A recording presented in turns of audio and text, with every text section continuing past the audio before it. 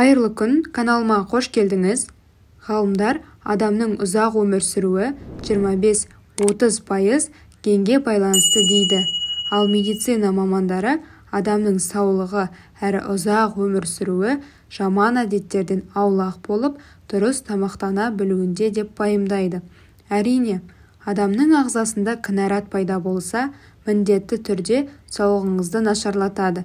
Денсаулықты жақсарту үшін түрлі химиялық дәрілерді ішіп, ағзаны улайтынымыз жасырын емес.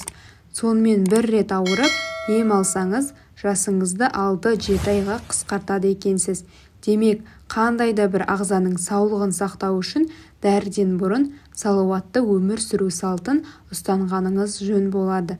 Жалпы, адамның өмірін жаратушымыз өлшеп береді, бірақ дұрыс тамақтану арқылы тәніміз бен жанымыздың жасын ұзарта аламыз. Ендеше ұзақ әрі сау өмір сүру үшін мына әдісті қолданыңыз. Таңғы асқа ботқа дайындаңыз. Біздің ағзамыз ақуызды қажетті деңгейде алған сайын жақсарады екен. Өзіне міндеттелген жұмысты ойдағыдай атқара алады. Ақуыз ағзаға өте баяу сіңген сайын адамның өмірі ұзара береді екен. Сондықтан да құрамы темір мен ақуызға бай тағамдарды үзбей жеу керек. Күнделікті ас мәзіріңізден фасоль, сұлы, ірімшік, саңырауқұлақ пен кептірілген жемісті үзбеңіз.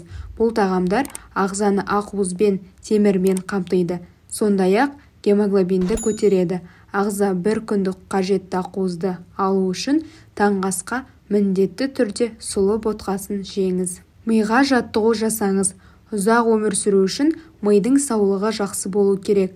Жыл өткен сайын мидағы нейрон нашарлай береді де, салдарынан адамның есте сақтау қабілеті төмендейді, әрі іс-әрекет жасау құлшынысы жоғалады. Бұл жайсыздыққа жол бермеу үшін миға жиі жаттығу жасап тұру керек. Миды жаттықтыру үшін логикалық тапсырмаларды орындайсыз, бас қатыратын есептерді шығарасыз, кроссворд шешіңіз, шет тілдерін оқыңыз, өлең жаттаңыз. Бұлардың бәрі миды жұмыс етеді, әрі шынықтырады.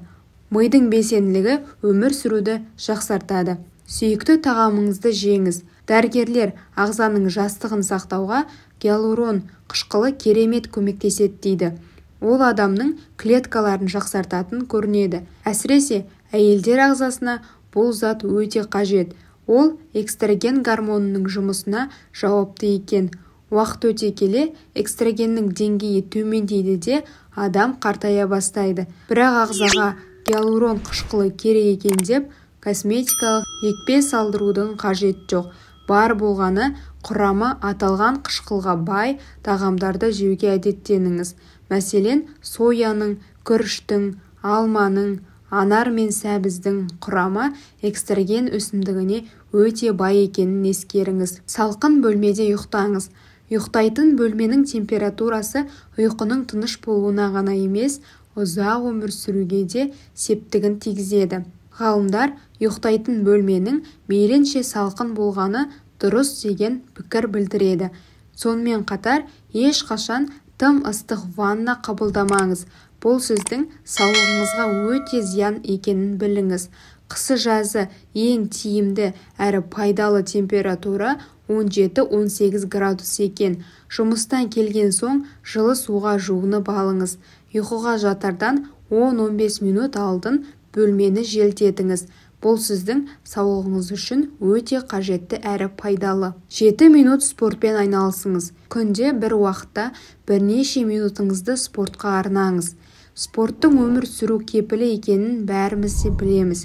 Демек, күнделікті шыныққан дене сіздің өміріңізді 20 жылға ұзартады, әрі саулығыңызды жақсартады. Денеңізді дендеген дерттен 40%-ға арылтады.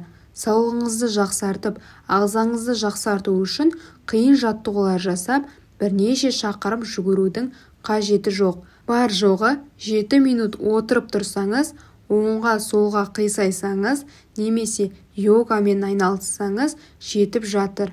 Оғанда мүмкіндік болмаса 7 минут жаяу жүріңіз. осы 7 минут 7 жылға жасыңызды ұзартатынына сеніңіз. Жалғыздықты серік етпеңіз. Генетиктер адам ұзақ әрі саулығы мықты болып өмір сүру үшін отбасын құрып, балалы болу керек дейді. Бала сүйгеннің, немере иіскегеннің өзі өміріңізді ұзартатыны дәлелденген дүние.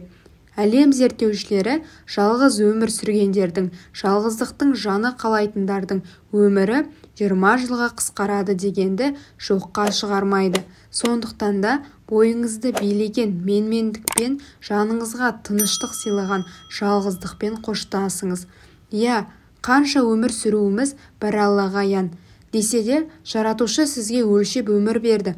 Бірақ тәнімізді, ағзамызды, жанымызды жас күйінде сақтау өзіміздің қолымызда екенін ұмытпайық. Осы 6 әдісті қолдану арқылы саулығымызды жақсартып, жасартатынымызға сенім білдірейік. Ақпарат ұнады деген ойдамын. Каналға тіркелмеген болсаңыз тіркеліп, қоңырауша белгісін баса кетіңіз.